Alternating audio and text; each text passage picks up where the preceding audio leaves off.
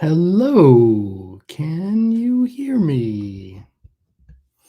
I'm hoping you could hear me. I'll just start talking. Let me get this over here.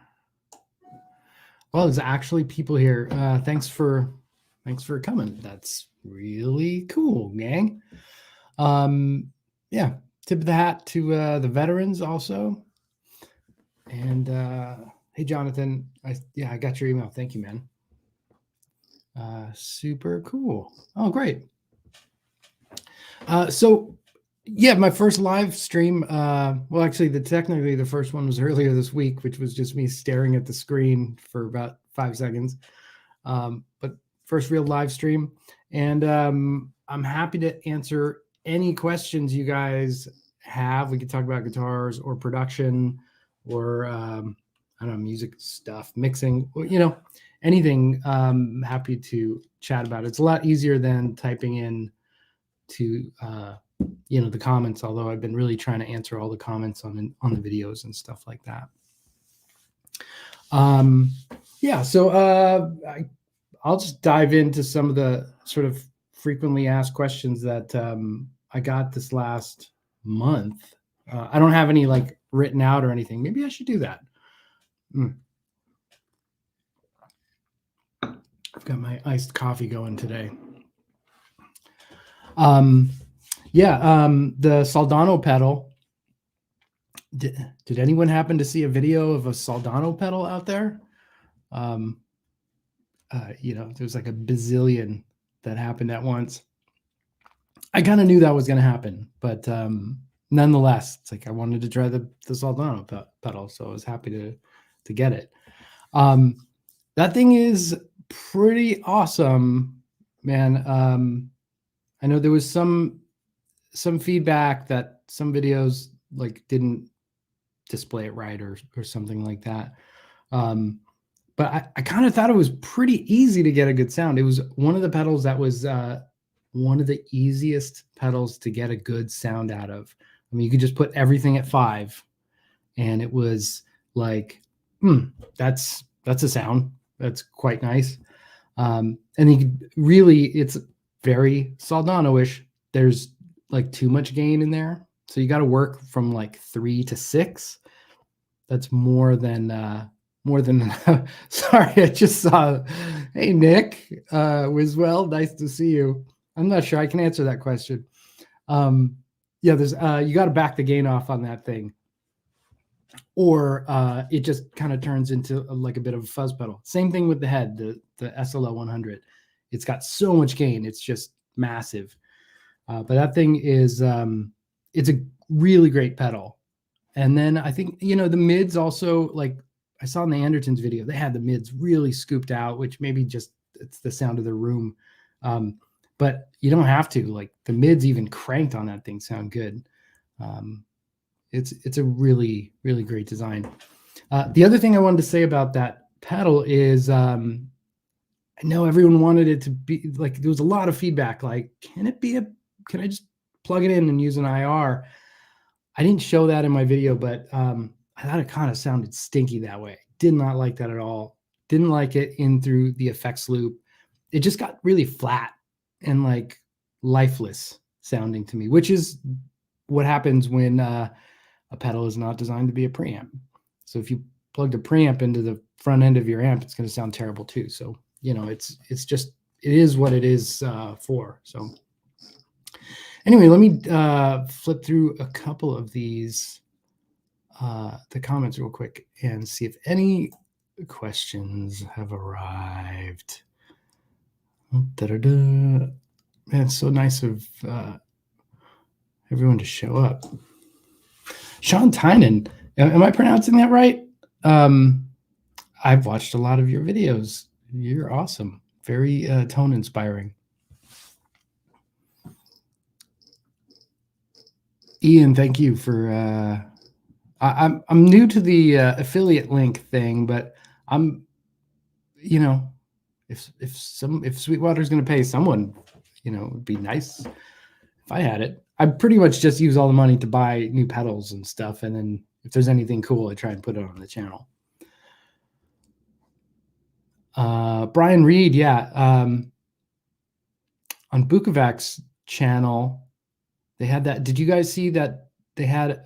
It was pretty much the remnants of Dan Huff's studio rack, which was the bummer. It did have the Mesa Boogie studio preamp, which is phenomenal preamp. And it was a degrading rack with the Bradshaw switching, which, I mean, the Bradshaw switcher is the coolest looking thing ever, but do you really want to take up like 3 feet of real estate for something that really you could put in a little MIDI strip now? I don't know. There was a lot of kind of wonky stuff in there. You know, I have really had to hold my wallet and not bid on that thing. But what I wanted was the pedal board. That was Huff's pedal board with the, you know, his switches in there. You know, all the cool cats had the Bradshaw switcher.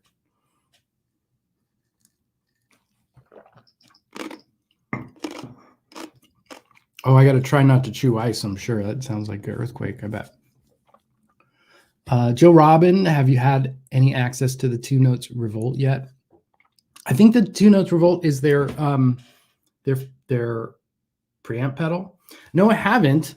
I don't know. I'm here. They could send me one. Happy to try it out.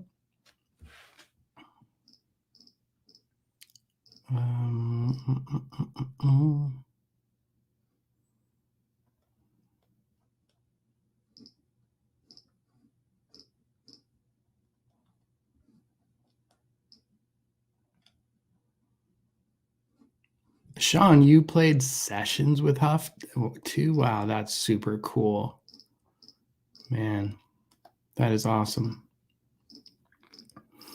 I'm going down the list here. Yeah, Ian Furquaron. That's an elegant last name. Yeah, I think the Soldano pedal, it loves a clean amp. Like I was doing the Dirty Shirley Mini, and that was super clean. It sounded awesome. I tried it with my Bassman head. That sounded awesome. That's dirtier sort of thing. I tried it on the I have Michael Torrens JCM 800 right there, and it sounded awesome in there. But those, you know, like the 800 was dirtier, even if I set it semi-clean, and it just kind of imparted a tone into the pedal, and I wanted to really show the pedal itself. So ended up not using that, and it was already over 10 minutes long, so I didn't end up showing the other stuff. It's funny with the videos, sometimes I'll end up with like 40 minutes of talking or like an hour of just nonsense guitar playing, and you know, it's hard to remember while you're in it that you're trying to cut it down to 10 minutes, 12 minutes really. I think the sweet spot seems to be, I don't know, for me the sweet spot's like 7 minutes, but I think the YouTube algorithm likes over 10 minutes so that it could throw more ads at you, which I tried turning off ads for a while, and the algorithm doesn't like that. So it doesn't spread the video out, doesn't send it out to new people. So you kind of have to do the ads to get any new, it's a really counterintuitive thing. You'd think turning off the ads would bring you more people, but it doesn't. James Maxwell, well, thank you for coming. That's awesome. Thanks, man. Rick Lorenz, any thoughts on using a laptop and software instead of a modeling device? Do you mean in terms of gigging? Because gigging, a laptop seems horrifying to me. Like the number of crashes, random crashes, not just like, oh, I pushed it too hard. Just like you look over at it wrong and it just snaps off. On a laptop, I would be really iffy on going live with that. But there's like in the studio, like one of my best buddies, guitar buddy, Eric Jackson, who's played on a ton of records. I think he just takes his laptop. He has a Kemper. He uses some of my Kemper stuff, the profiles. He uses everything, but I think he mostly just takes his laptop and goes laptopy for sessions. That's kind of fine, but for live stuff, if you're going digital, I would stick with all in the box thing. Me personally, I don't know. I know there's ways to do it. I haven't tried Ola's Chug pedal yet.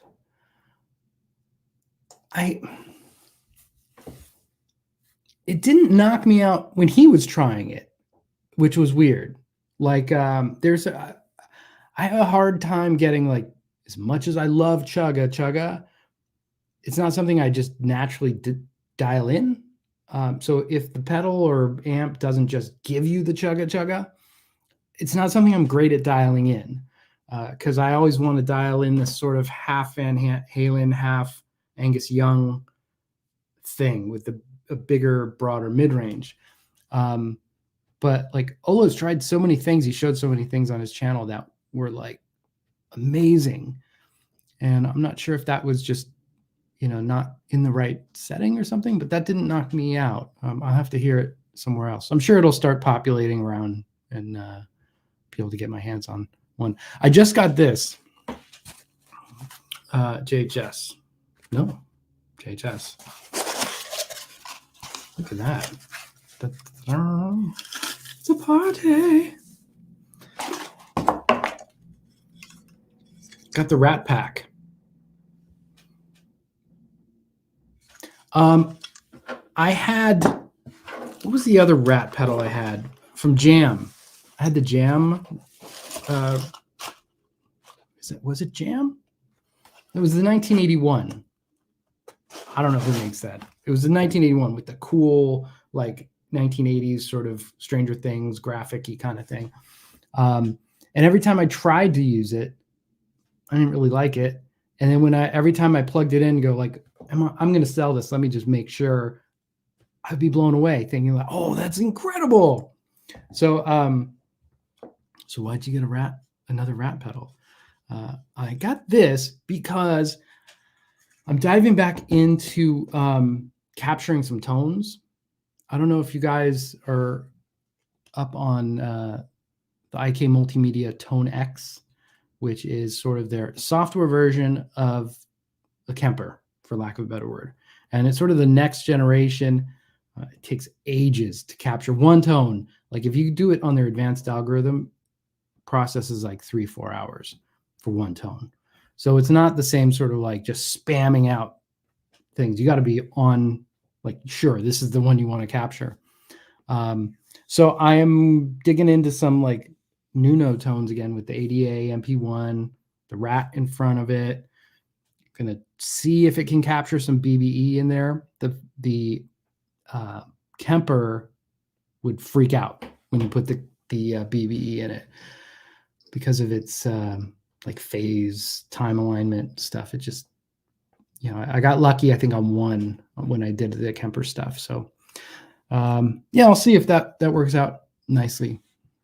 I also have an Eventide H90 in the mail coming today. So that's good stuff. Hey, Michael Torin.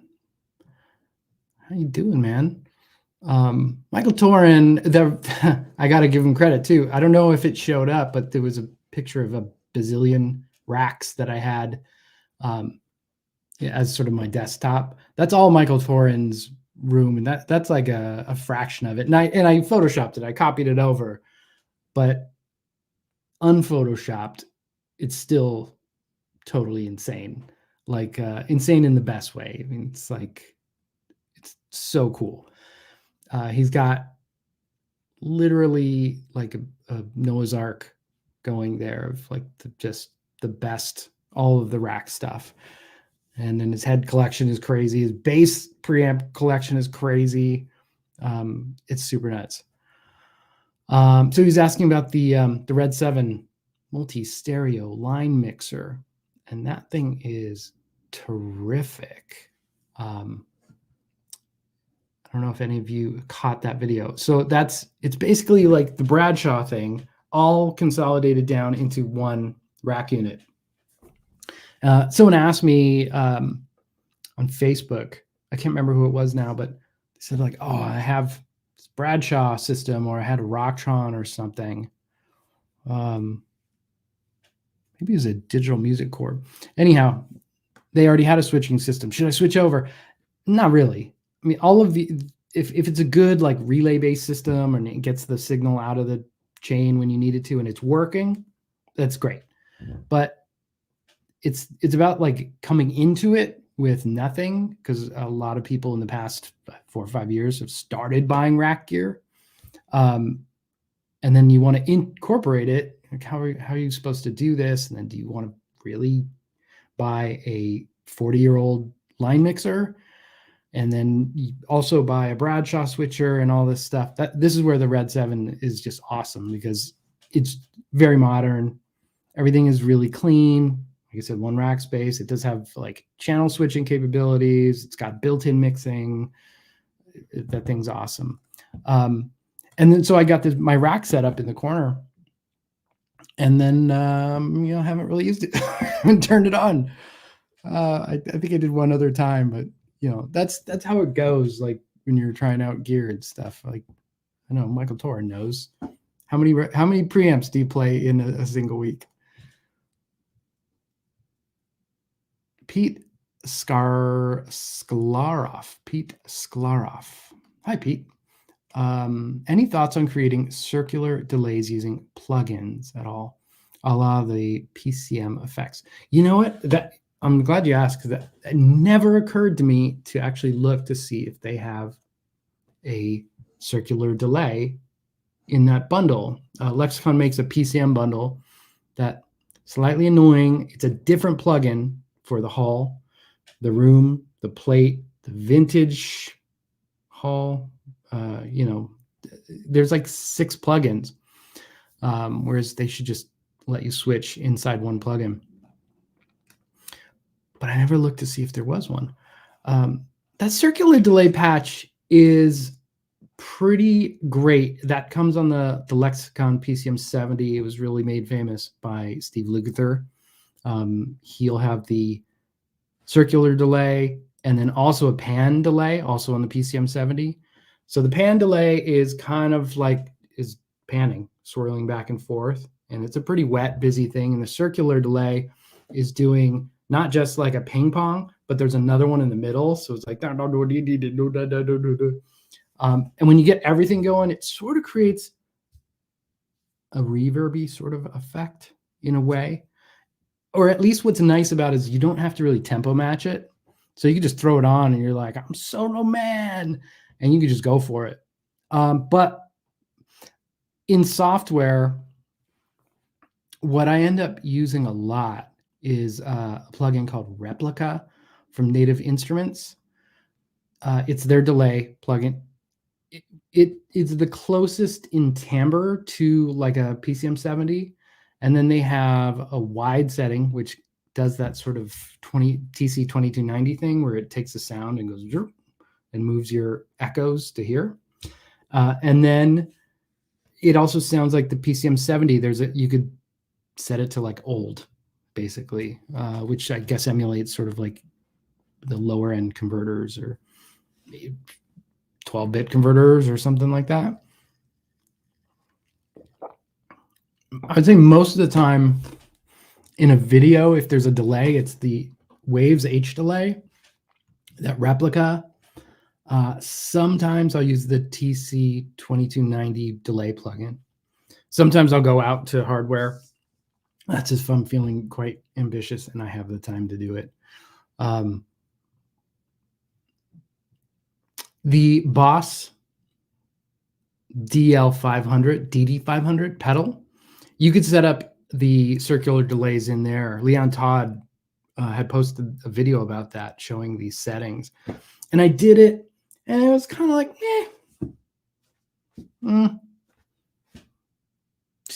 You know what? Get the Andy Timmons delay pedal. What is that thing called? Get the Halo. It does the same gives you the same feeling. It's not exactly a one-to-one thing, but if you want delays doing this behind you, and like the Halo is it. It's so great. All right, I don't mind at all. Is it worth it to you to buy a PCM70? Is it worth it now these days, dude? So I did that PCM60 video last week, and I've been looking to get one, and that should be $300-400, $500 max, and I can't find one for less than $8. And it just, with fees and shipping, like $1,000. It's really nice. I just wish some of these like pedal guys would just go in and like vintage 80s vintage reverb pedal and just capture that. The Blue Sky, like the Strymon stuff, it's really nice. They have their own thing going. It's Lexicon-ish, but it's not really exactly. It's like their thing. Yeah, no one. I haven't heard any pedal that does it. I mean, how about Lexicon put out a pedal, or bring back Digitech? You know. So a PCM70, I've seen them for like 12. I have one that I have 3 right now. One would sometimes switch patches, sometimes in the middle of just using it.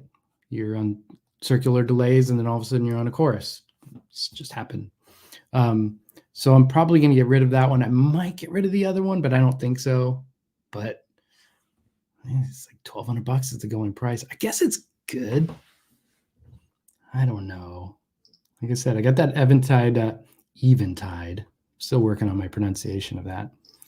I got the Eventide H90, so I'm going to try that against some of these guys. It would be so nice if it was in a pedal, you know. Oh, Ian, am I not in the Pro Studio anymore?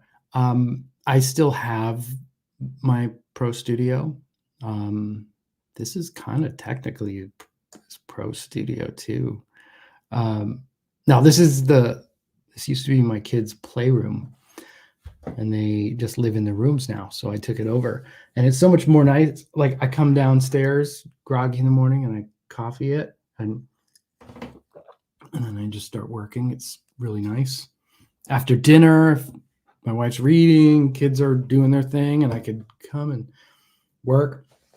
So yeah, it's just it's so much easier. Like the way I used to have to make videos is, I was really busy at the studio, and about 5:30, I go, okay, I'm going to cut it short today. I know I got to get home by like 6:30, so I have like 40 minutes to shoot a video. And I was like grinding, and I'd have like this like anxiety while I was doing it, and then you're like, what am I going to play? I don't know. And if I'm trying to record like a demo song or something, I'm just like going fast. This is so much more relaxed, and I feel like I'm able to put out better quality because I could put in the extra time there. And I'm getting things in focus. Man, that only took 5 years. That was a journey.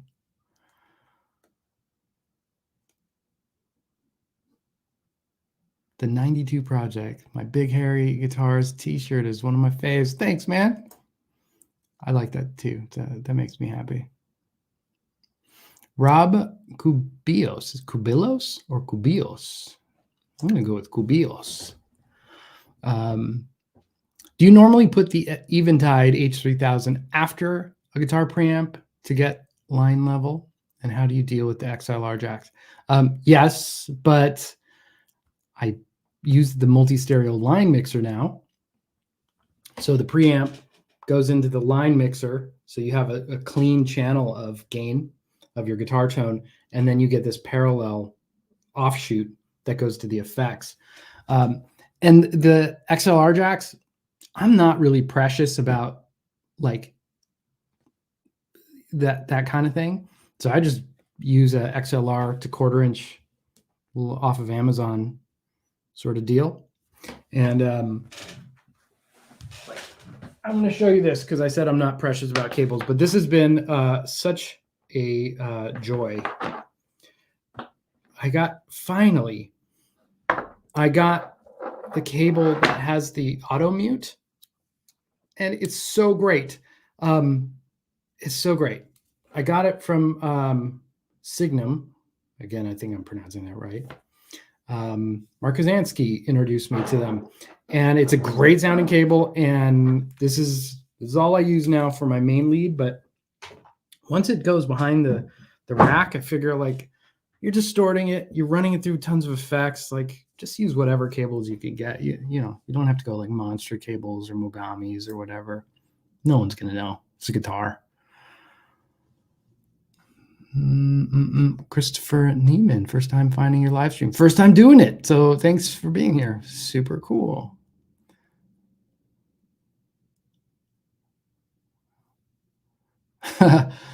Shaharbar, when you're playing guitar, do you think with your lower lip, what's going on there? My theory, so I used to draw all the time.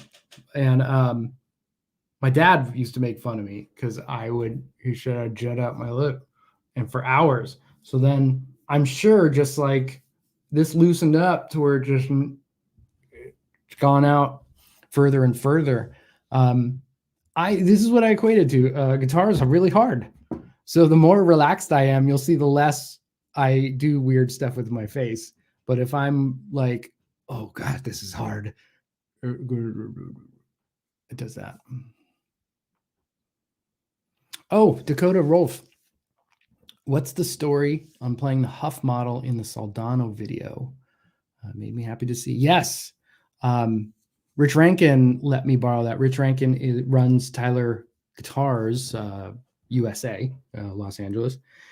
And I was like, hey, man, I got to put a solo down. Do you have a cool Tyler that I could just borrow?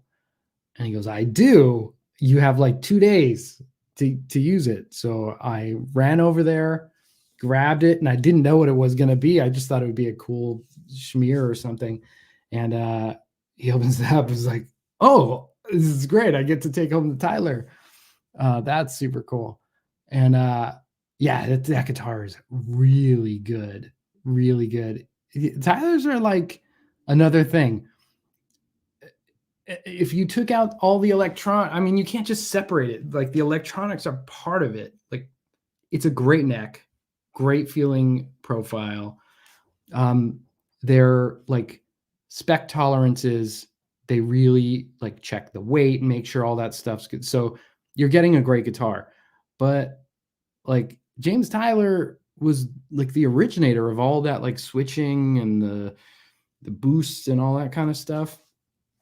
So yeah, it's kind of, I just equated to that's their thing, and it's so useful. I did a whole video on that I wrote a song with the Huff. Like I got it and I was like, wrote a song, and I think I'm gonna put it out as like a single kind of thing. Not like, I mean, get 4 people to listen to it, but I was really happy. I did a full, like, it's a 4-minute kind of thing, total 80s-ish vibe, channeling my Huff, Luther Landau stuff. Yeah, so that's where the Huff came from. But then I had to give it back, and I'm so sad. But I have been talking to Rich. I have been talking to him for the past couple months, so I have a Tyler being built for me, and hopefully it gets here before Christmas. I'd love to have like a week off or something and just go Tyler crazy. Sean, do I have any EV12Ls? I don't have the like the old ones. I have a Bogner cab that has 4 different speakers in it, and there's an EV-M12L. So I don't know if it's a newer one. It's a acquired taste. And then I talked to I can't remember if it was Dave Friedman or Steve Frayette, but I think Dave was saying, he's like, oh, we just heard the new ones and they don't sound anything like the old ones. So, you know, the people used to put the EVs in like a single 12 because they could handle so much wattage, and like, you know, you set them up for stereo rack stuff. I don't know if I'm getting that out of my EV. So I got to see if I can find an old one. Do you like them? I mean, that's the Zach thing. Zach's got them. I think Jakey Lee. Zach got them from Jakey Lee. I'll tell you, when I've recorded, like my good buddy, if you guys don't know Philip Sace, go check out Philip Sace. He's an insane blues-based rock guitar player, singer. So he was at the studio and he brought in his signature head or custom made head, which was made by Tommy Cougar. This guy, I think he was in Sweden, which is sort of Dumble-ish in terms of like that. The if we're going to start somewhere, best way to describe it, Dumble-ish, Fender Super Reverb. And I plugged it through everything. It was like, oh, everything sounds horrible. And then I mic'd up the EV and it's like, oh, okay. That's the sound. That's great. It totally came to life there. Kevin Featherstone, when do you think Synergy will put out any new modules? I don't know, man. That boutique amp distribution, they're busy folks. I don't know how supply chain stuff kind of stopped that, but I have no idea. The last one I got, I have a Syn 2 and I'm down. I have 2 modules just because I've a bunch of stuff. So I was like, I'm going to get rid of everything else. I have the Steve Vai module and I have the Deliverance module, and they're awesome. I think it's pretty underrated. It's good stuff. Quite good. Sean sat in on a session. Ooh, we got to chat one day. Shay Tanner. Hey, Mike, would you do video on how to tweak the THU overloud stuff? Yes, absolutely will. I've been meaning to do that for a long time. So of the many things I do with my time, one of the things is I create presets. I do Kemper profiles, and then I've transferred that stuff over to Overloud THU, and that's really cool because there's a little more flexibility in creating the effects and fine-tuning it afterwards. So it's just a ton of work. So I have done a handful of packs, and I try to keep them where they're using the base level, the essentials pack. So no matter which version of THU you have, you can get all of the sauce from it, So I've really learned how to squeeze every ounce of value out of those plugins. And I'm going to show you. I have some new packs coming. I took a break for a while because it was just kind of exhausting. And I've already made those packs for Kemper, and then to do it again, it was just like, it wasn't really inspiring. But this one's inspiring. I'll just like tell you. So instead of doing like one amp, like doing the custom audio electronics preamp, which I hadn't put out yet, that was what was going to be next on my list. Just like, well, it stinks that I have like these Landau sounds and I have them on the custom audio and I have them on the Soldano and I have them on this other thing. And like, that's a bummer for someone to have to go and get all of them if they just want Landau. So instead, I'm just doing like, it's called Iconic Tones, and it's just like 50 presets of hair metal. And it's like, you get Def Leppard, Whitesnake, whatever. And then Rat and Winger and all there. And so it didn't matter. I mean, it worked out that like in one thing, okay, you get like JCM 800, Kitty Hawk preamp, Marshall JMP1, ADA MP1 and stuff. So you get a bunch of different preamps and stuff. And then another is like the heavier stuff, like Megadeth, Pantera, Metallica-ish stuff. There's a more like Luthier, Kingdom of Desire era stuff, Landau. I did a whole sort of Huff-based thing. And that one's called Studio Ace. I chickened out on calling it Huff. Dan Huff actually sent me an email. And I was like, well, I mean, sorry I used your name. He was very nice, super, super nice. I mean, couldn't be nicer. But then I was like, all right, I'm just going to call it Studio Ace. I guess I could have called it Huff. I don't know. I don't know if he really cared. He was talking to his pool man half the time. He was like, okay, tell me, what are you doing again? Hey, stop that. Hey, well, okay, what? Anyway, super cool. I was so happy anyway. I was like, just don't be mad at me.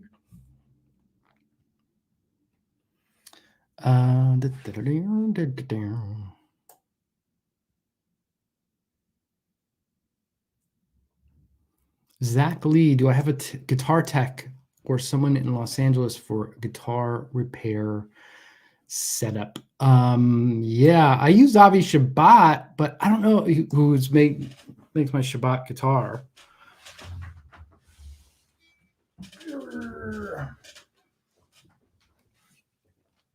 This one, which I love, it's just the raddest sounding Strat.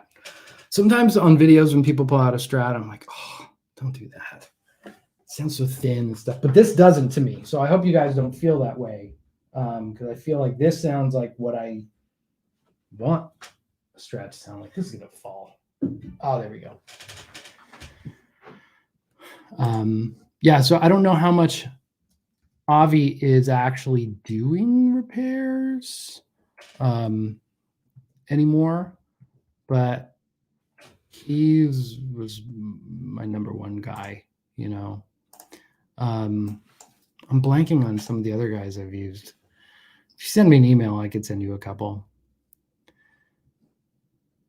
Francisco Gordian. Do you prefer barefoot over ATC monitors? No. I actually sold my barefoots.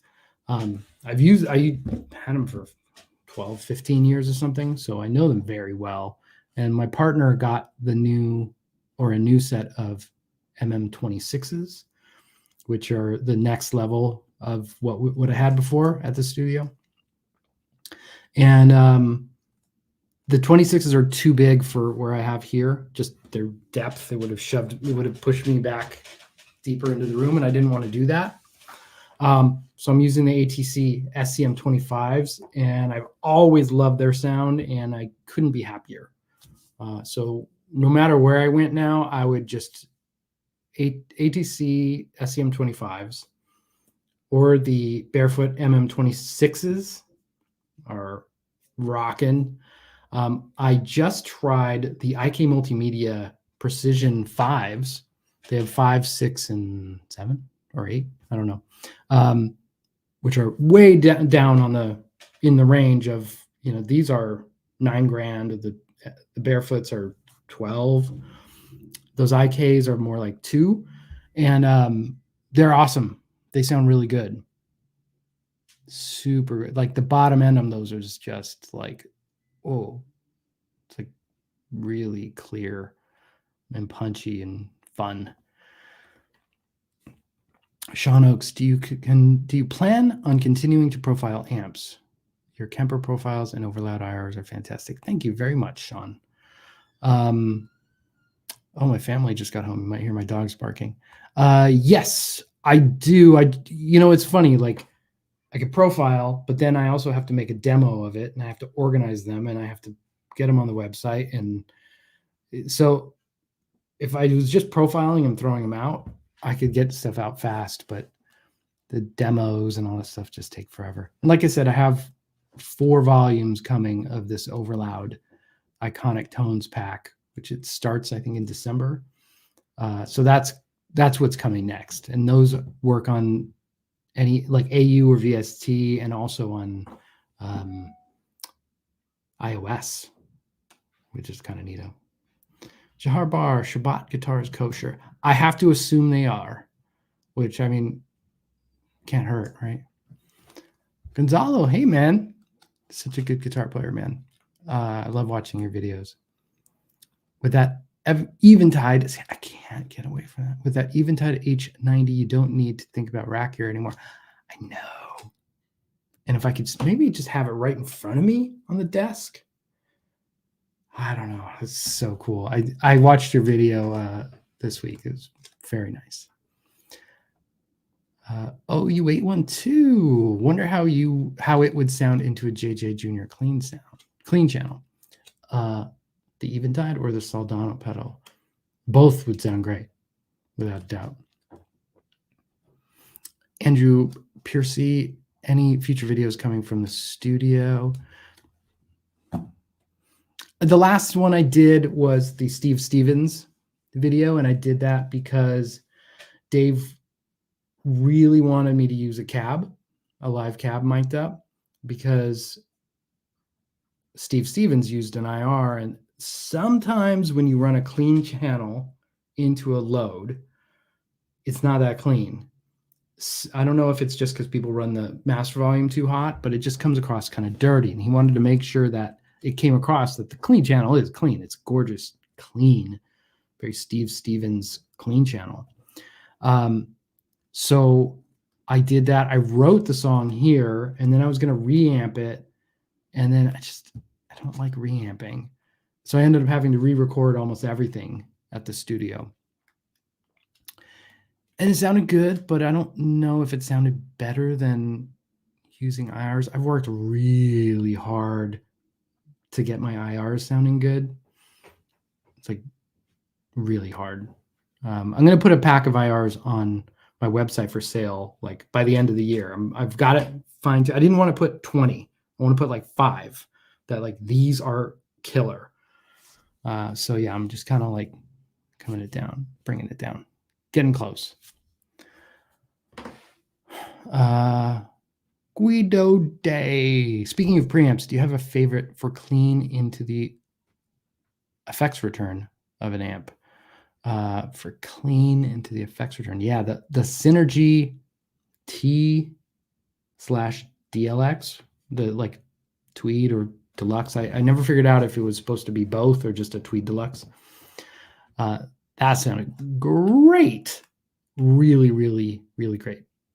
But also any Mesa Boogie preamp. I have the studio preamps down there with the tri-axis and stuff. Those cleans sound amazing. Am I going to do a review of the Eventide H90? I don't know. Do you think I should do a review? I have it coming, but I guess I'll do a review. I feel like if you don't get it out in the first couple of days, you're like, yeah, what's wrong? Peter, haven't seen the Sir Reb Beach in a while. Are you still digging that guitar? Really curious about the mag frags you have in there. Don't suppose you could compare it to the Sir SSH Plus. My days of switching pickups, I think, is over.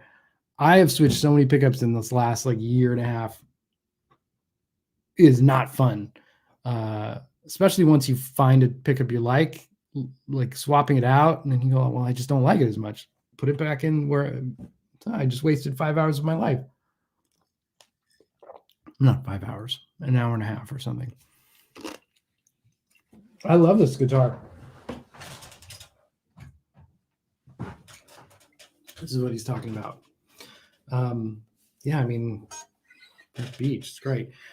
I don't bond super well with all of the Sir guitars I've played. I've had 2 others before this, and both I was like, this didn't do it for me. But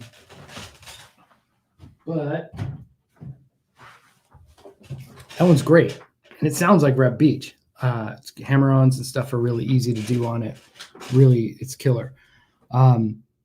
There's a video coming out next week for Bad Cat that I used it on. And I just, in my head, I went full Reb Beach. I didn't tap, but I just went full whammy bar Reb Beach on that. So keep an eye out for that. I think it's next Tuesday-ish.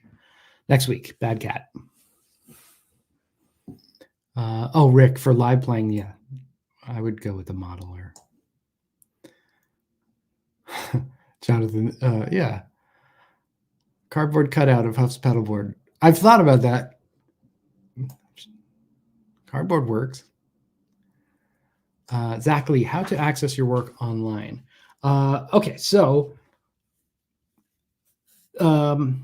guitar-y stuff, you know, the YouTube channel is the best place right now.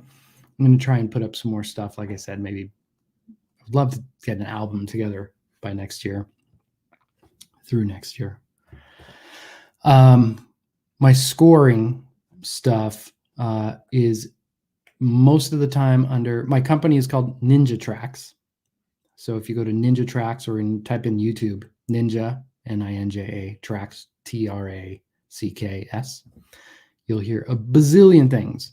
That's my company, and I've written a decade of music for that. And then if you want to hear some of the video game scores I've done, like for Forza or Tom Clancy's Splinter Cell or something, look up Kaveh Cohen, Kavehcohen, and Michael Nielsen. That's my partner, best buddy for the past 20 years, 25 years, something. And there's a ton of stuff. Or you could look up the last three Forza Motorsports. There's Forza 7 that was all like tunes like we did, and it was all sort of like gritty, like rented vintage orange amps, and it was great because I had an excuse to just buy Magnatones and Silvertones, and like it was super awesome. It was all just vintage amp tones and big dirty drums and stuff like that. Do you really have a big hairy guitars LA hat? No, I wish it was. It kind of looks like it, right? Almost. I looked into getting a hat, but they're very expensive to get, like $500 to get like one hat. Francisco, you have all my Kemper profiles. Thanks, dude. I hope you like them. Brian Reed, any new Friedman profiles coming? Oh, Friedman profiles.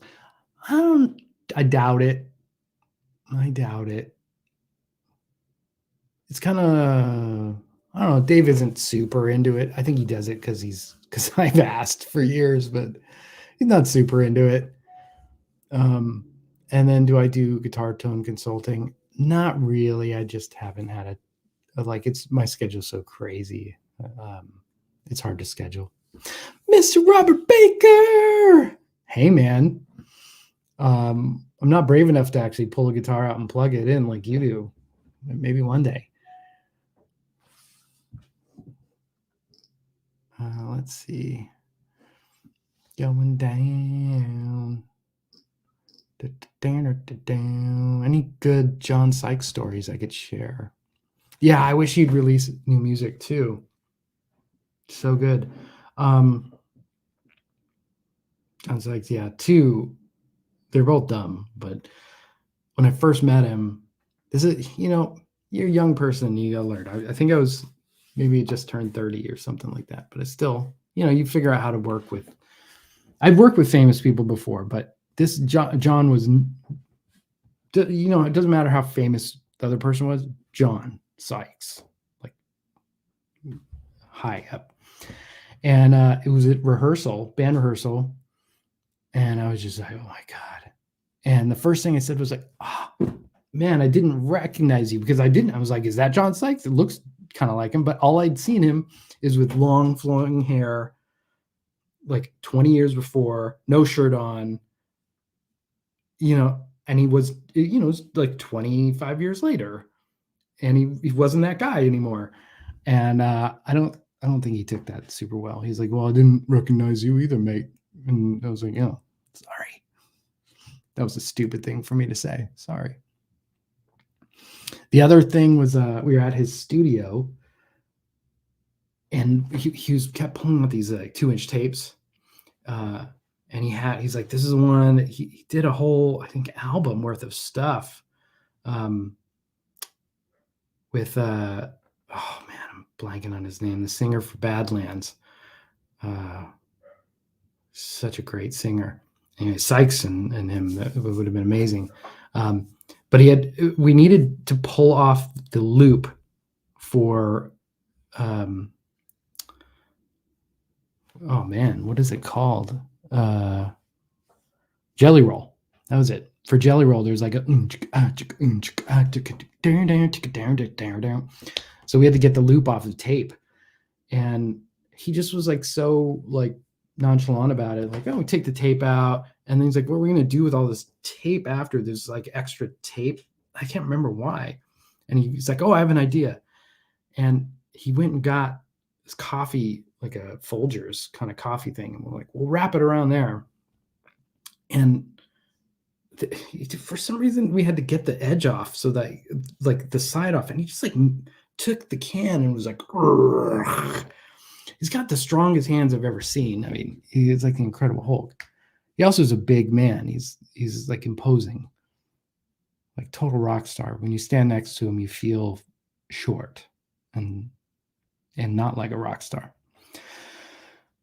John Henderson, hey Michael, ever had a chance to try Digitech Studio 400? I haven't. I didn't have a lot of Digitech back in the day. I had the 128 experience with that, and then the ones I've shown on the channel, but not the Studio 400. I'll have to take a look. Siler Steel, Michael Torin needs some channel content. Yeah, Michael Torin. Greetings from South Africa. Hello.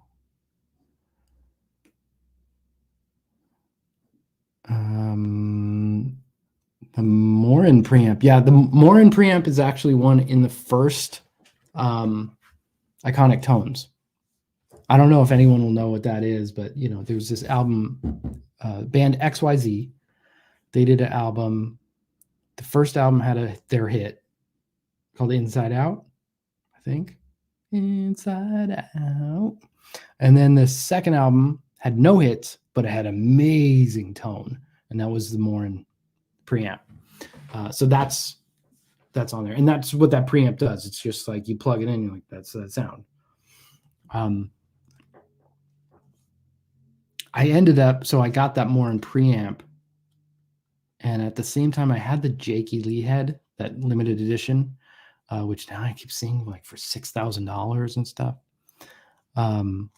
So like I just felt that Morin preamp kind of did that thing, and so I was like, I don't know if I need the Jake head. Exactly. Don't like Tonex. You know what, dude? If I just did Tonex and pulled up the stock patches that they had, I get it. It didn't do much for me, but I've got some cool stuff, and capturing it does well. So yeah, don't totally write it off yet.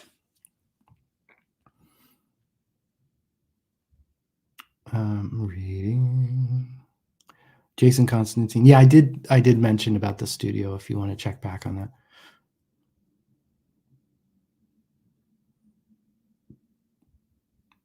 Martin Dooling. Am I pronouncing that? There's a J there. Martin Martige.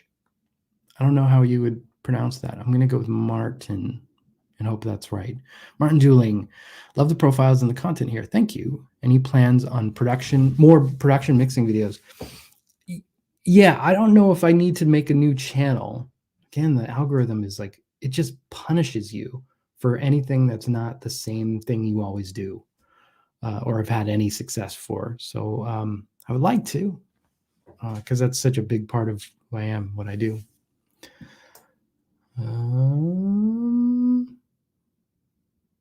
Jam Project. Hey, Mike, what are your all-time top 3 amps and top 3 guitars I own or have tried? Well, on the spot, the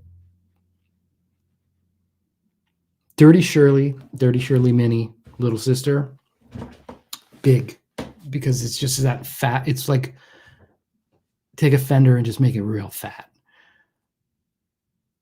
or make a real clean fat Marshall. I don't know. It's really great. I love that. That's very high up there. The BE, I mean, that was kind of a game changer. Before the BE 100, it was hard to get that sort of tone, that Van Halen-ish tone. Now you just plug in, you're like, yeah, it's so easy to get. Bogner Ecstasy is killer. I love that. And I gotta go with like Fender Princeton. I have a Fender Princeton. I think it's in the closet. I haven't been using it very much right now, but I think I used it for 20 years. It's so good. I used it for anything that wasn't a high gain thing, and it always sounds so cool. And it sounds like a record. The one I have is like a 60s black panel. It's dope. Steve Lark, how does the Kasha Rock Mod 2 compare to the Mesa Studio or other 80s preamp? Is it in the same league? I do have a video where if you check out the Huff video that I did, I think they're kind of comparisons there. The Rock Mod is weird. Weird good? Yeah, we'll go with weird good. Mesa Studio is weird good too also. So the Mesa Studio clean is just so good. It's beautiful. And then gets a little dirty, so good. And then if you want to get anything beyond that, it's just a very Mesa Boogie, early Mesa Boogie sound. That kind of mid-rangey thing you can't really get out. Not quite enough gain to do what you really want it to do. That like 2C plus kind of like Dream Theater Metallica thing. Now the Rock Mod is just a lot of gain. Also a beautiful clean sound. It's one sound. If that's the clean sound you want, that's all you get. Doesn't dirty up at all. That's a nice clean sound. And then the dirt is it's pretty much just a lead sound because it's a little loose and a little unfocused, but it's a beautiful lead sound. And that's based on the one I have. I have the Rock Mod 1, really. I got that because that's the Dan Huff one.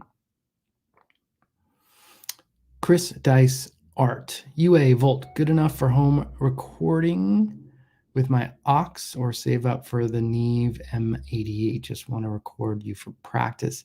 Yeah, the Volt is for sure good enough. So, I mean, in terms of like interfaces and things like that, it's funny. So like this last year, I'm at this very expensive studio. There it is, that direction. Very expensive studio that we built. The converters there are Apogee Symphonies. And like last year around Christmas time, or maybe it was the year before, I got COVID and then I was out. I'm like, I couldn't go back to the studio, or maybe someone else did. Either which way, I was stuck at home. So I used a Focusrite Red, the little $130 Focusrite. And well, it's there. And I was working on it. This works. It sounds great. And then everything after that, everything I stepped up afterwards, because I started feeling like I could actually work from home. It's great. Everything I've ever tried from UAD sounds killer on their interface side. They just have that down. Their guitar input also, if you're going to plug direct, they know what they're doing there. That feels like a guitar to me. It's maybe the best. I did a lot of ABing actually at one point where it was like 5 interfaces, and UAD or Universal Audio's guitar input was the best. I'm using an RME Fireface here. At some point, I probably will bring the Apogees over here. Fireface also, it sounds awesome. So, it's like save up for the Neve. I don't think so, unless you are really passionate about that and you want it to say Neve. But there's other ways to get a Neve-ish sound. You can always use a plugin and get like a saturation plugin or something like that. But UA Volt is good. I don't think you would have any issues with it whatsoever. When are my upcoming gigs? Oh, how nice would that be? Robert, what do you think about the Huff rack that was sold in Nashville? I did mention that before, but I'd love to have it. I just don't want to pay for it. RXR in Arizona. RXR in A's. Honest opinion of Neural DSP versus THU plugins. Yeah, I can be totally honest. The neural DSP plugins sound awesome. For the most part, for me, they feel like, I think I've bought 5 of them, 6, a lot of them, and it could all be the same plugin. They all kind of sound the same to me. Not sounding, yeah, they're not the same. I get it, but there's a thing that's very similar about them all. My favorite of them is the Plini. Just call it the Plini with the delay, and you could just have a lovely time soloing in that. The THU plugins, unfortunately, the THU plugins don't have the coolest graphical interface, but sonically, really good. Amplitude and THU, even stock Logic stuff. Everyone knows how to do it now, so it's all good. THU is one of the few that allows you to buy third-party packs. So, and if you're into like Soldano preamp, X88R, or custom audio, like you just can't get it anywhere else. Like, that's the whole reason I started capturing that stuff, is I wanted it. Like if someone else had done it before me, I would have just bought the plugins and that.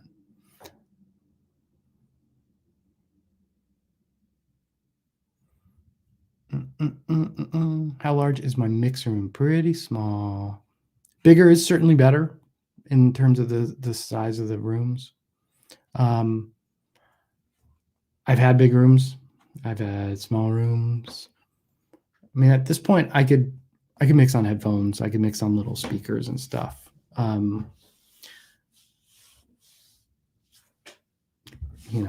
Put Manny Marroquin in the kitchen with through laptop speakers, he's going to turn out the best mix you've ever heard. So at a certain point, it doesn't matter all that much.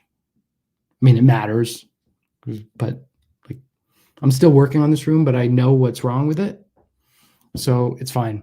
Oh, so let's talk about this real quick. There's a software called Sound ID Reference. If you hate the sound of your speaker monitors and you're just like, I can't figure it out why it sounds right in the room, and then I go to the car and it's out of balance, check out the Sound ID reference. It's basically like with a mic, you capture the sound of your room and it looks and it goes, oh, look, your frequency graph does this. And it inverts it with phase and all this kind of stuff. And you don't have to go 100%. You can go 10%, just enough to like fix some of the issues on like a small room. So I use it often here. I don't use it all the time, but I'll use it often, and it really helps. Oh, look at this. We've done it for an hour. Man, thanks, gang. I'll go a little bit longer. I super appreciate it. If there's anything, I guess I'll have to figure out a way. If you have questions ahead of time or something, I'm happy to ask them. And no, I said I'm happy to answer them. I'm happy to answer them. My brain is starting to melt. Maybe I should do these once a month. I don't think I could do it once a week, but maybe once a month. I'm doing it today because Phil McKnight isn't doing his today, and I just love Guitar Talk on Fridays at the end of the week. Okay, so Dylan Nightingale. I'm recording a demo soon, like the most 80s analog New World Order behind how man demo sound possible. I feel like I should know what this is. Do you know a good way to get that cassette sound using UAD aux and create stealth? Yeah, there's a couple plugins that do a really good cassette sound. I'm going to open Logic in the background. Hopefully it doesn't mess up everything, and I'm going to try and look, and I'll just say it later. All right, what do you think of Megadeth using quad? Unless Marty Friedman's coming back, it doesn't really matter what they use. Although the current band's great. I mean, they're consistently great, but it's kind of fine. I mean, the sound of metal records right now is, it lends to that sort of thing. I want them to go back to like a more looser, gritty, less like grid-based thing. Damon Bratcher, I live in Japan and have an opportunity to buy a rack. A Rockman XPR for $1,600.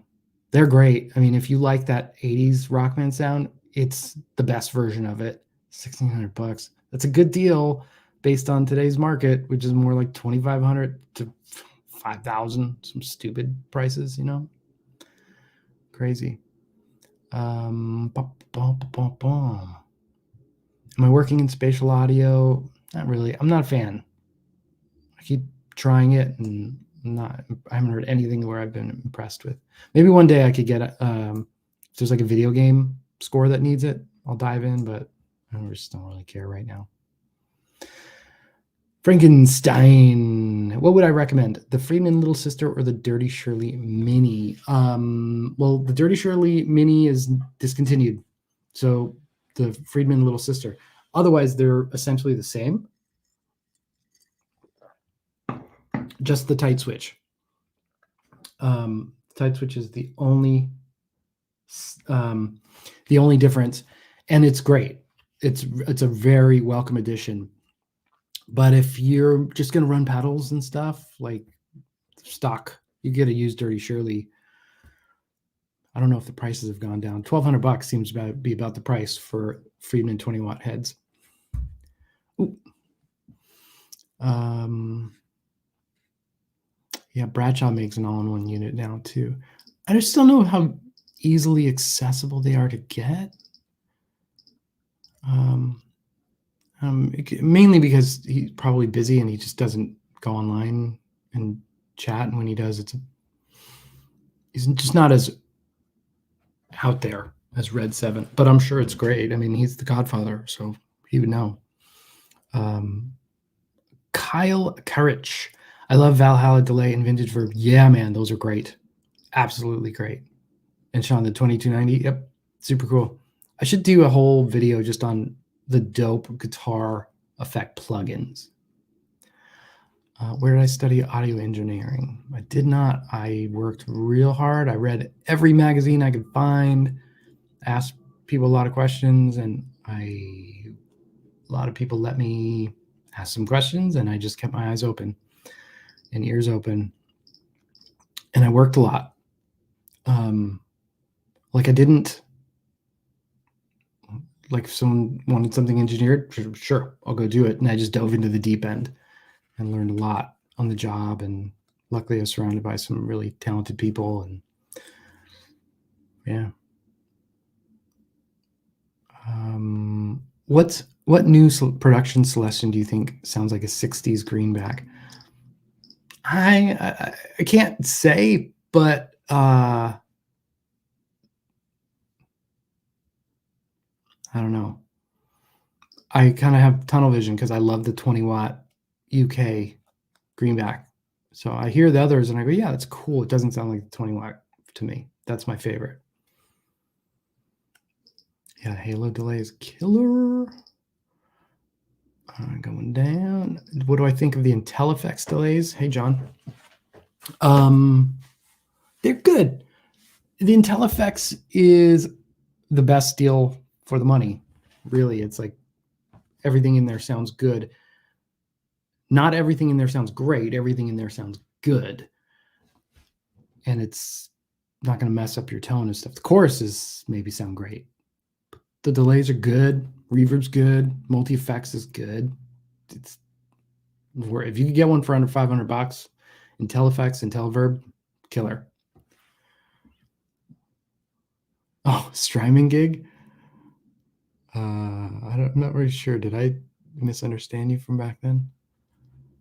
Digitech Polara delay has a Lexicon thing going on. I got to try and find one. All those Digitechs, they just went crazy money, you know. There's a point where I'm not going to pay $400 for a Digitech pedal. I just want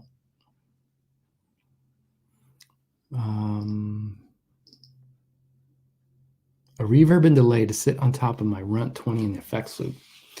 Well, the delay, I would get the halo, and the reverb, I did a reverb shootout. What did I settle on? I can't remember.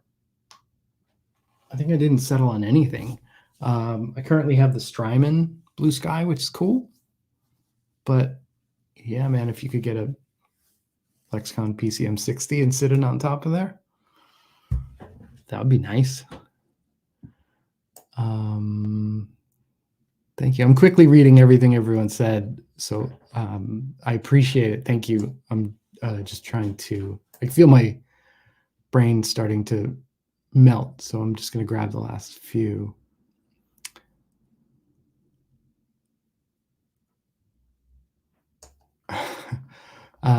Zach, which modelers do I use? I mean, I use the Kemper, I use plugins, I use Overloud THU, I use IK Amplitude. Occasionally we'll pull up something on Neural. I've had the Helix HX and I had the Fractal stuff, and they all sound good. There's a point where it's just like, when am I going to get to play anything? Once something is sat in the corner for like a year and a half and I never touched it, I'll sell it, buy it again if I need.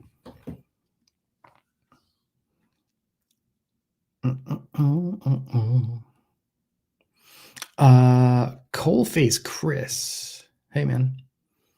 Thoughts regarding old school high-end processors versus modern pedals? Yeah, so much effort in old PCMs and the Eventides.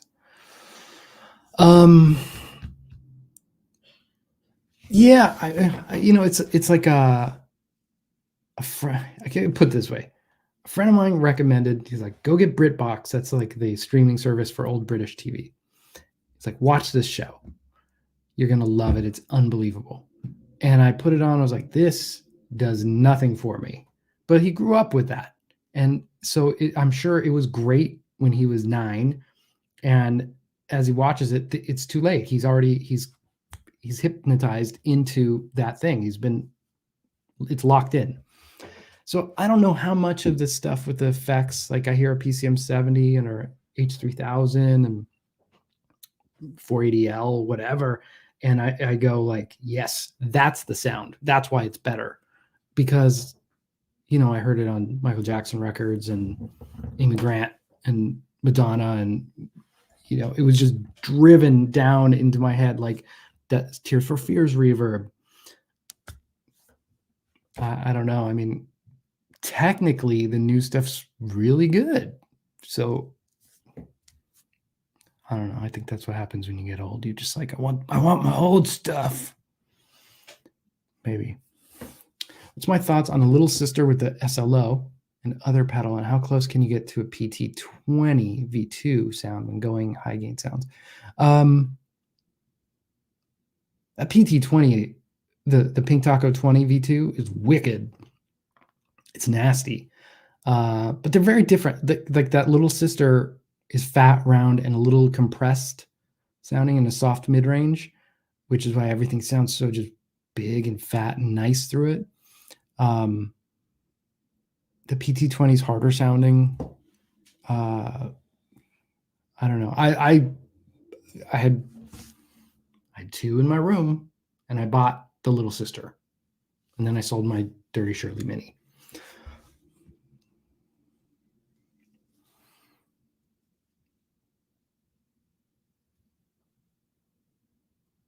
Per Johansson. Yeah, I hope to sort of go back through some of the tunes I wrote, some demos, and flesh them out and clean up some of the others, and hope to put out a little album.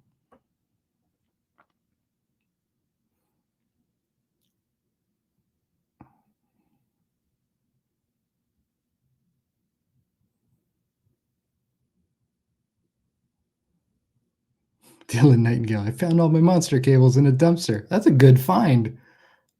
Why were you in the dumpster, man? Oh, Rodrigo. So this cable, yeah.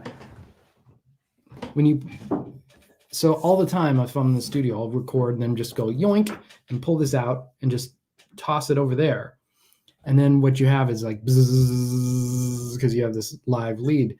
With this, there's this little guy right here. And as it goes in, that's active. When you pull it out, it's muted. So it's quiet. And if you're on a stage, it's quiet and you go clunk and you're in, ready for business. Thing's great.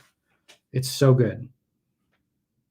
Right. I mean, they're around, but check out Signum. That's who made mine. They're awesome. Cool dude.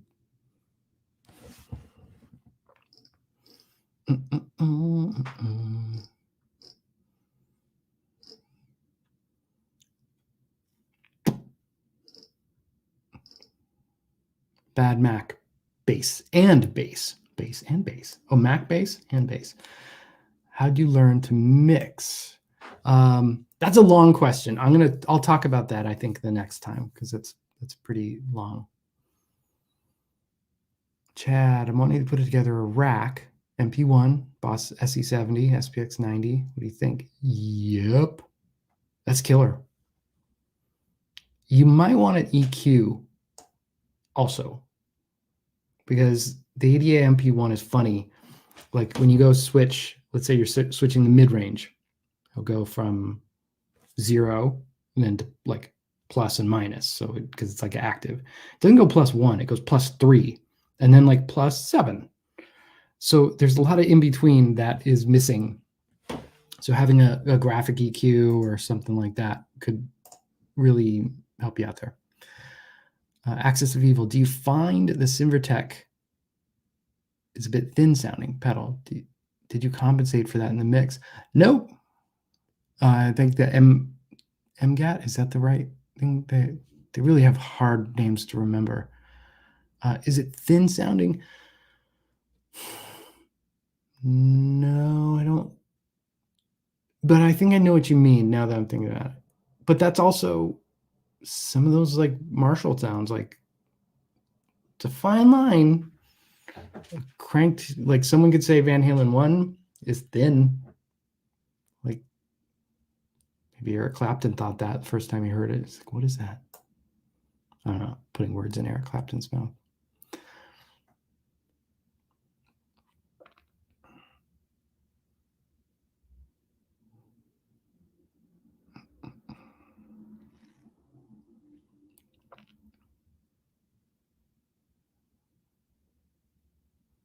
Sean, Pacific Wood Cabs, yes. Yeah. That's the 112s. There was another brand too. I can't remember. Like, I grew up in San Fernando Valley. So there was a brand that was going around there. They were ugly. They had that like carpet. Colin Littlejohn, I just got my first Tyler Studio Elite Burning Water. Built-in songs, yeah. They come with songs. As soon as your hands touch them, it's like Excalibur.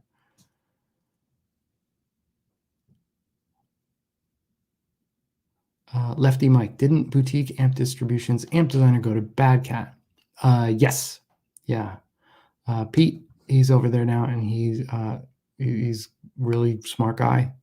Does great amps. And who does Boutique have now? I don't know. I mean, they have the top minds in the business over there. So, I don't know. I know they have some smart dudes because I've seen some new stuff that's rad. Torin, didn't SRV use the EVs? Yeah, I think so. I think that was his main thing. I think that's why when I was working with Phil, it was like, yeah, that's that sound. I get it now.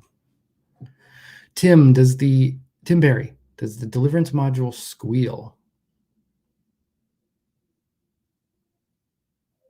No. Does it for you? Tom Dick, how do you rate the Fryette Power Station as a power amp for synergy stuff? The Power Station is killer. So there was a point where I had the VHD Classic, arguably the best power amp ever made. VHD 2150, arguably the best power amp ever made. and another VHT 2150, arguably the best power amp ever made, and the power station. And if you dial them in, they're all real close. Just Stevie makes killer power amps.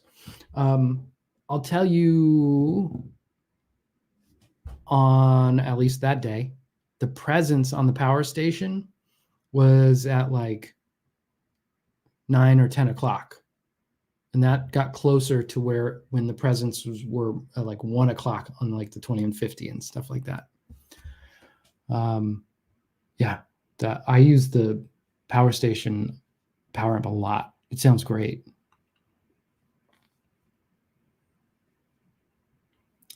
John Bingham. Yes, he was sales guy, and I think he's like running the I don't know what it's called, outreach of Bad Cat, but also the amp guy. Peter left as well. He went over there. I think it's just hard to argue with it's fun to build something. I think they're trying to really build something new. Boutique is a beast. It's like they're there. They're the top. I mean, there's Marshall Fender, but we're talking like boutique-y stuff. You can't out boutique. But it's got to be exciting to want to build something new, or kind of rebuild something new. Rich, have I tried any of the fractal stuff? Yeah, I think it's good. I don't know. It just hasn't really like connected with me. I don't know. I'll tell you, when I put my IR in it, I felt like, oh, now we're talking. Not that this particular IR was the greatest IR, but I felt like it was something I captured, and then it was closer to home, maybe. I don't know. Shay Tanner, using my THU packs. Thanks, man. I'd like to know how to make them my own, so I'm not ripping you off. Wow, just rip me off. Go right ahead. But I'll show you like some tweaks on another day. I'll do some videos for that.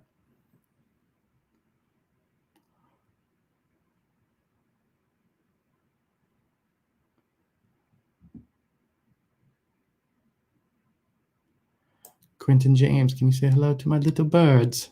Emmett and Todd. Hey, Emmett and Todd. They dig 80s rack ear too. Wow, how'd you get so lucky? That's cool.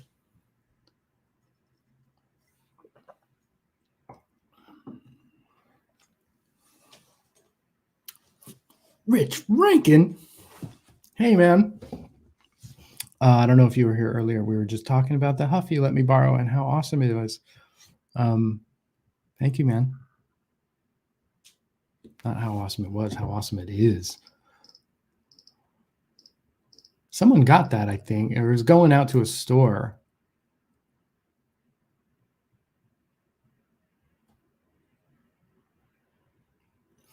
Larry John, can I recommend a decent set of headphones for use with the HX Stomp? Yes. So you can do like Audio Technica has like an AT, they call them like 20s or something.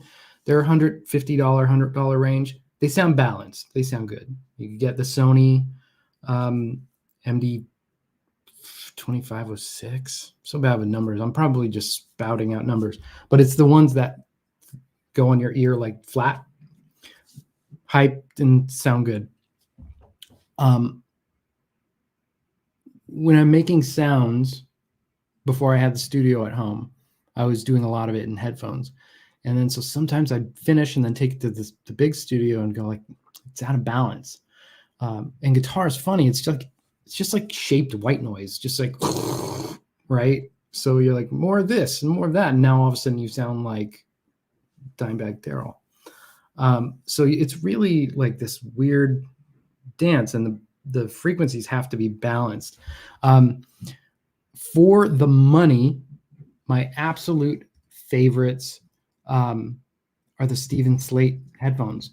And they're a little expensive because you can't get them without diving into their VSX, like the headphone modeling, where it's like headphones, and you go through a software in your computer to make it sound like you're in like a Tesla wagon listening to in the car, or in like Ocean Way, or whatever.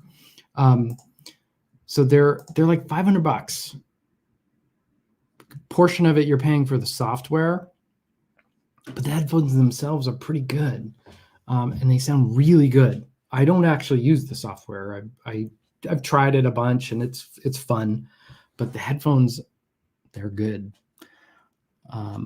But I understand $500 for headphones. As I'm saying it, I'm like, really, man? Ugh. So the other ones I use is, before I had those, was the Audio Technicas.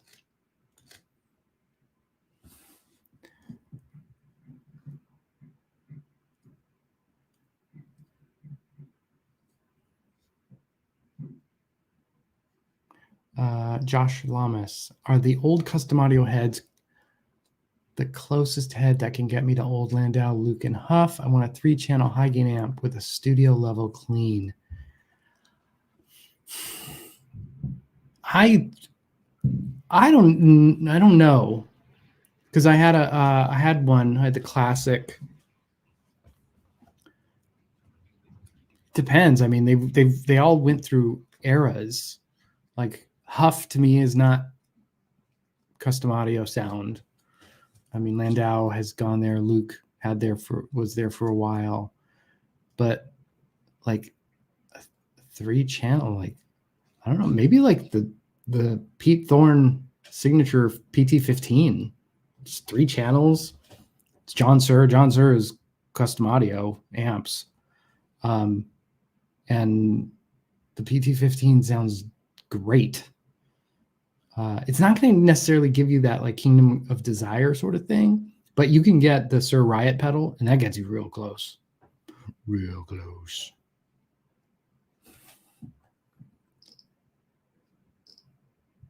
Am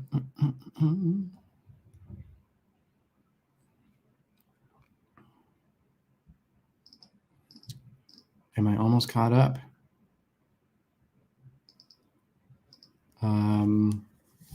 Wayfarer 320 just bought a reissue 65 reverb, super reverb. Oh, put the volume on 6 and experienced the glory. Yes, it is super loud. So I was in Canada recording Philip Sace, and he had his super reverb on 7, 8, and then with his tube screamer blasting it in Strat, and he sounds like just, Stevie Ray Vaughan and Yngwie Malmsteen and had a baby. Real freaky baby. He hands me a guitar. He's like, go for it. It's so loud. It's so out of control. It's nuts. Attenuator recommendation. So I'm guessing it's not to record. I'm guessing you want to like hear it. I'm a monster fan of the Fryette power station, like humongous. There's also the aux, the Universal Audio aux is great. But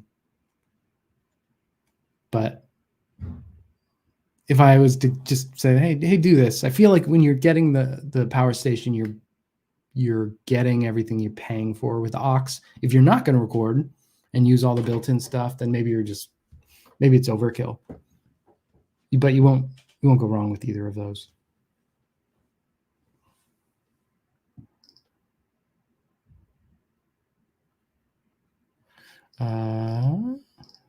Almost there. Dylan Nightingale, is it a bad idea to record both left and right guitar tracks with a light amount of reverb? I'm worried about it sounding washed out, but I really hate dry modern guitar tones. Yeah, I wouldn't, unless it's like spring reverb. That's kind of my rule. Or unless it's so part of the sound, like you're creating a texture or like as an ambience, that's not my favorite way to go. It's not the end of the day. The problem is, so I've attack this from both sides. As a guitar player, I get what you're saying, but as a mixer, then sometimes you get that and you're like, well, why'd you do that? It just sort of blurred the detail of your guitar and mucked up some underneath stuff under the guitar. And on the mixing side, I could do it better than that afterwards to the exact amount and dialed into the exact sort of frequencies to get out of the way. And then you'll get that ambience. So if you love it, go for it. It's totally fine. But I prefer to do that after the fact. Spring reverb all day long. If that's the sound, that's the sound.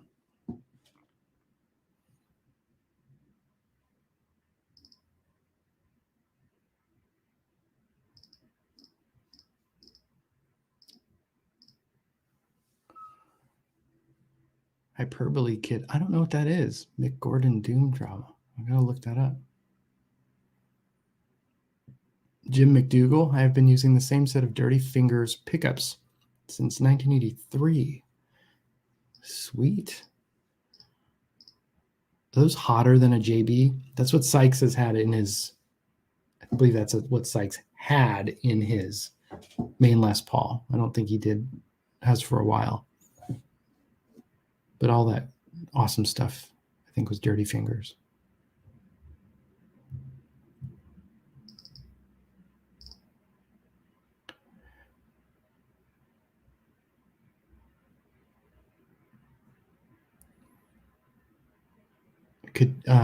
It's me is asking about the power station. Yeah, you could self attenuate. Plug a preamp into the power amp into itself, and then go to a speaker cab. That wouldn't be attenuated, but you can record out to it.